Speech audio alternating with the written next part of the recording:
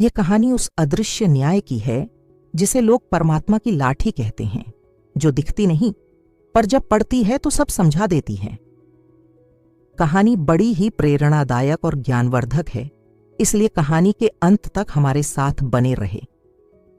एक साधु वर्षा के जल में प्रेम और मस्ती से भरता चला जा रहा था कि उसने एक मिठाई की दुकान को देखा, जहां एक कढ़ाई में गरम दूध उबाला जा रहा था तो मौसम के हिसाब से दूसरी कढ़ाई में गरम गरम जलेबियां तैयार हो रही थीं। साधु कुछ क्षणों के लिए वहां रुक गया। शायद भूख का एहसास हो रहा था या मौसम का असर था। साधु हलवाई की भट्ठी को बड़े गौर से देखने लगा। साधु कुछ खाना चाहता था, लेकिन साधु की जेब ही नहीं थी तो पैसे भला कहां से होते। साधु कुछ पल भट्ठी से हाथ सेकने के बाद चला ही जाना चाहता था कि नेक दिल हलवाई से रहा न गया और एक प्याला गरम दूध और कुछ जलेबियां साधु को दे दी। मलंग ने गरम जलेबियां गरम दूध के साथ खाईं और फिर हाथों को ऊपर की ओर उठाकर हलवाई के लिए प्रार्थना की, फिर आगे चल दिया। साधु बाबा का पेट भर चुका था। दुनिया के सुख दुख से बेपरवाह वो फिर एक नए जोश से बारिश के गंदे पानी के छींटे उड़ाता चला जा रहा था। वह इस बात से बेखबर था कि एक युवा नवविवाहित जोड़ा भी वर्षा के जल से बचता बचता उसके पीछे चला आ रहा है। एक बार इस मस्त साधु ने बारिश के गंदे पानी में जोर से लात मारी।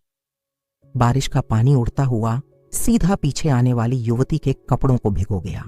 उस औरत के कीमती कपड़े कीचड़ से लथपथ हो गए। उसके युवा पति से यह बात बर्दाश्त नहीं हुई। वह आस्तीन चढ़ाकर आगे बढ़ा और साधु के कपड़ों को पकड़कर खींचने लगा। अंधे हो, तुमको नजर नहीं आता? तुम्हारी हरकत की वजह से मेरी पत्नी के कपड़े गीले हो गए हैं और कीचड़ से भर गए हैं। साधु हक्का बक्का सा खड़ा था, जबकि इस युवा को साधु का चुप रहना नागवार गुजर रहा था। महिला ने आगे बढ़कर युवा के हाथों से साधु को छुड़ाना भी चाहा, लेकिन युवा की आंखों से निकलती नफरत की चिंगारी देख वह भी फिर पीछे खिसकने पर मजबूर हो गई। राह चलते राहगीर भी उदासीनता से यह सब दृश्य देख रहे थे, लेकिन युवा के गुस्से को देखकर किसी में इतनी हिम्मत नहीं हुई कि उसे रोक पाते। और आखिर जवानी के नशे में चूर इस युवक ने एक जोरदार थप्पड़ साधु के चेहरे पर जड़ दिया। बूढ़ा मलंग थप्पड़ की ताब न झेलता हुआ लड़खड़ाता हुआ कीचड़ में जा गिरा। युवक ने जब साधु को नीचे गिरता देखा तो मुस्कुराते हुए वहां से चल दिया। बूढ़े साधु ने आकाश की ओर देखा और उसके होठों से निकला, वाह मेरे भगवान, कभी गरम दूध जलेबियां और कभी गरम थप्पड़, लेकिन जो तू चाहे मुझे भी वही पसंद है। ये कहता हुआ वह एक बार फिर अपने रास्ते पर चल दिया।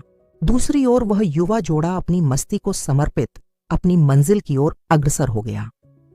थोड़ी ही दूर चलने के बाद वे एक मकान के सामने पहुंचकर रुके। वह अपने घर पहुंच गए थे।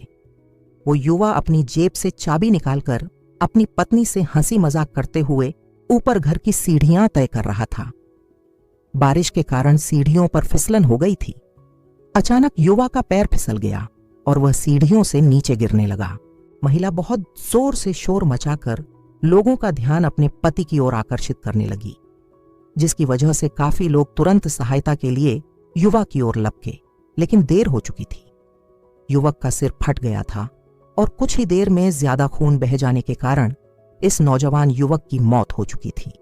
कुछ लोगों ने दूर से आते साधु बाबा को देखा तो आपस में कानाफूसी होने लगी कि निश्चित रूप से इस साधु बाबा ने थप्पड़ खाकर युवा को श्राप दिया है, अन्यथा ऐसे नौजवान युवक का केवल सीढ़ियों से गिरकर मर जाना बड़े अचंभे की बात लगती है। कुछ मनचले युवकों ने यह बात सुनकर साधु बाबा को घेर लिया। एक युवा कहने लगा कि आप कैसे भगवान के भक्त हैं जो केवल एक थप्पड़ के कारण युवा को श्राप दे बैठे। भगवान के भक्त में रोष व गुस्सा हरगिज नहीं होता। आप तो जरा सी असुविधा पर भी धैर्य न कर सके।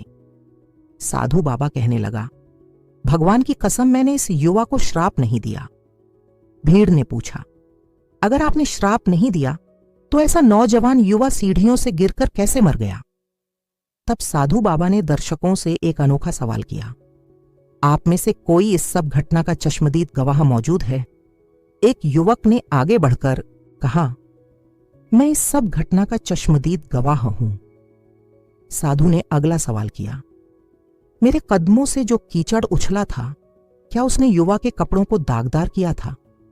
युवा बोला, नहीं, लेकिन महिला के कपड़े जरूर खराब हुए थे। मलंग ने युवक की बाहों को थामते हुए पूछा, फिर युवक ने मुझे क्यों मारा? युवा कहने लगा, क्योंकि वह युवा इस महिला का प्रेमी पति था और यह बर्दाश्त नहीं कर सका कि कोई उसकी प्रेमिका के कपड़ों को गंदा करे, इसलिए उस युवक ने आपको मारा।